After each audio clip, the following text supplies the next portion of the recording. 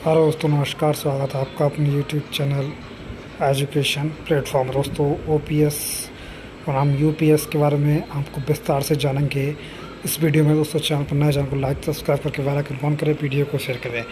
दोस्तों, जल्दी चलते हैं। क्या ओपीएस और यूपीएस और एनपीएस में क्या डिफरेंस है? स्कीम में, पुरानी पेंशन योजना में ये थी कि जो आपकी लास्ट ड्रॉन सैलरी है, आखिरी आपकी जो सैलरी थी, आप रिटायर हो रहे हैं, सैलरी नहीं, पूरी सैलरी आपकी। हाँ, मतलब बेसिक के साथ जो पर्क्स हैं आपके, वो सारे जुड़ने के बाद जो आपकी एक सैलरी बनती है, एक लमसम अमाउंट जो बनता है, उसका 50% ठीक है मिला करता था। मान लीजिए कि आखिरी सैलरी हमारी 2 लाख रुपए है, तो हमें 1 लाख रुपए पेंशन मिला करेगा। दूसरी अच्छी बात उसमें ये थी कि वो महंगाई से लिंक्ड था, डीए लिंक्ड था, डियरनेस लिंक्ड था, यानी कि महंगाई भत्ता से जुड़ा हुआ था।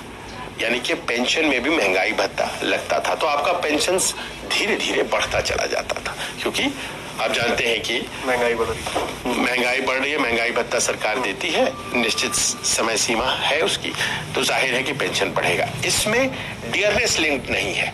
नई जो यूपीएस आई है, ये इन्फ्लेशन से इसका इंडेक्सेशन किया गया है। मतलब ये है कि महंगाई का ध्यान तो रखा गया है, पर उसके साथ जोड़ दिया गया है। एसेंशियली महंगाई भत्ता नहीं दिया जाएगा।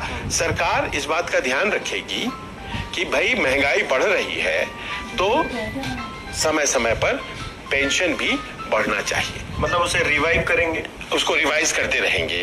रिवाइज करने का एक समय अवधि जो फिक्स्ड होता था, महंगाई भत्ते के आधार पर होता था ओपीएस में, वो इसमें नहीं है।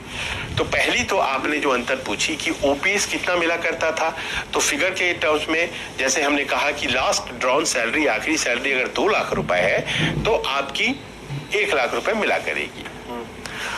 इसमें क्या है कि अगर आपकी जो सैलरी है वो जो भी है, उसमें बेसिक आपका जो है 50,000 रुपए है। बेसिक प्लस पर्क्स मिलाकर के सैलरी बनती है।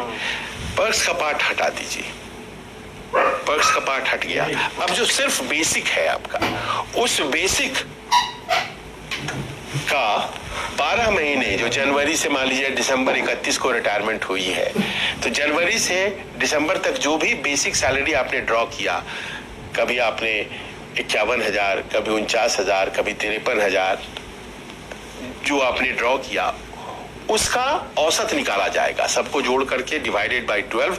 अगर मान लीजिए वो निकलता है 52,000 रुपए बेसिक, हो सकता है कि आपकी आखिरी सैलरी 1,10,000 या 1,20,000 रही हो, बेसिक आपकी निकली 52,000 रुपए, तो 52,000 रुपए का 50%, 26,000।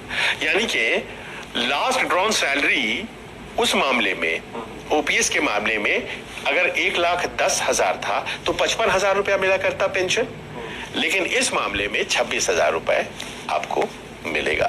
दर्शकों को ये बताना जरूरी है कि बेसिक सैलरी एक होती है और उसके ऊपर जितने भी अलायंसेस लगते हैं और तमाम चीजें होती हैं, सरकारी कर्मचारी जो होंगे वो अच्छे तरीके से जानते, बहुत अच्छे से समझते ही है वो। हाँ, वो सैलरी बढ़कर और ज्यादा हो जाती है। पर ये मोटे तौर पर यह है कि जो ओपीएस में मिला करता था, उसका 50% के आसपास आपको एनपीएस में मिलेगा।